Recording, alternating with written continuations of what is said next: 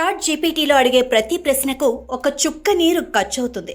ఇటీవల ఒక సమావేశంలో ఓపెన్ ఏ సీఈఓ శామ్ ఆల్ట్మాన్ చెప్పిన మాటలివి. ప్రపంచవ్యాప్తంగా ప్రతిరోజు చాట్ జీపీటీకి 2.5 బిలియన్లు అంటే 250 కోట్ల క్వరీస్ వస్తాయి. ఈ లెక్కను తీసుకున్న ప్రతిరోజు లక్షల లీటర్ల నీరు ఒక్క చాట్ జీపీటీ వంటి ఏఐకు అవసరం. అయితే ఇది శామ్ ఆల్ట్మాన్ చెప్పిన అతి తక్కువ లెక్క మాత్రమే. దీనికి 10 రెట్లు ఎక్కువ నీరు ఖర్చవుతుందని ఒక అంచనా. ఈ ప్రకారం చూసుకున్న ఏఐ వల్ల మనుషుల ఉద్యోగం, ఉపాధి మీద ప్రభావం పడటమే కాదు, భూమిపై పర్యావరణానికి తీవ్ర హాని కలుగుతుంది. గ్లోబల్ వార్మింగ్కు ఇది కారణమవుతుంది. అయితే ఏఐ వల్ల నష్టాలను పక్కన పెడితే శాస్త్ర సాంకేతిక, వైద్య, విద్య, వాతావరణ మార్పుల అంచనా, ఖగోళ పరిశోధన రంగాలు ఏఐ వల్ల దూసుకుపోతున్నాయి.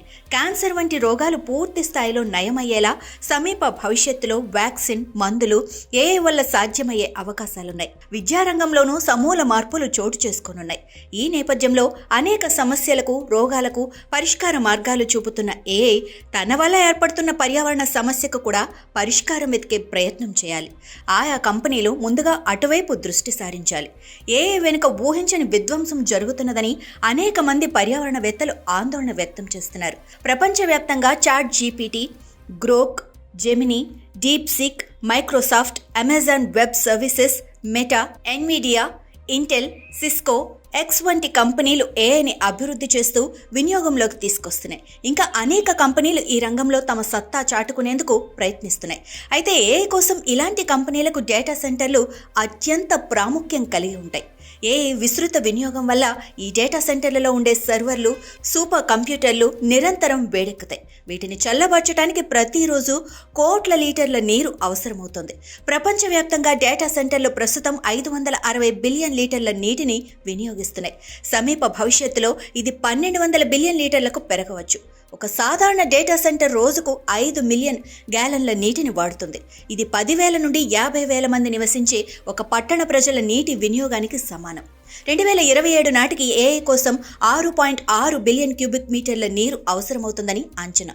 గూగుల్, మైక్రోసాఫ్ట్, మెటా కంపెనీలు 2022లోనే 580 బిలియన్ గ్యాలన్ల నీటిని వాడాయి. ఈ నేపథ్యంలో ఏఐ కంపెనీలు వినియోగించే డేటా సెంటర్లు ఉన్న అమెరికా, ఐరోపా, సింగపూర్, సౌదీ అరేబియా, యుఏఈ వంటి దేశాల్లో నీటి కొరత ఏర్పడుతున్నట్లు తెలుస్తోంది.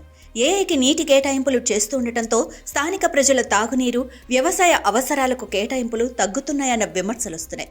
ఓపెన్ ఏఐ లాంటి సంస్థలు లాంగ్ ఏఐ మోడల్ శిక్షణ కోసం వేల కొద్దీ గ్రాఫిక్ ప్రాసెసింగ్ యూనిట్లను ఉపయోగించాల్సి ఉంటుంది. ఈ ప్రక్రియలో విపరీతమైన విద్యుత్ ఖర్చవుతుంది.